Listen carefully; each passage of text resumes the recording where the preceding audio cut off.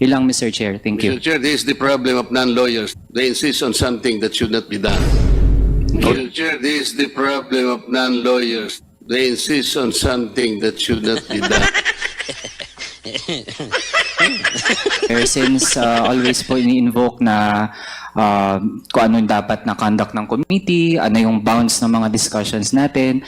Mr. Chair, again, ang ginagawa po natin ay in aid of legislation at hindi po tayo makakagawa ng mga batas, hindi natin maaral yung pwedeng maging mga batas kung hindi natin pag-uusapan yung mga posibleng scenarios kahit hindi pa nangyayari, Mr. Chair. We can't have good laws kung hindi natin pag-uusapan paano yan pwedeng ipatupad, paano yan pwedeng maabuso, which means yung nagiging line of questioning na ating colleagues are essential to the conduct of our proceedings sa komite. Ilang, Mr. Chair. Thank you. Mr. Chair, this is the problem of non-lawyers. They insist on something that should not be done.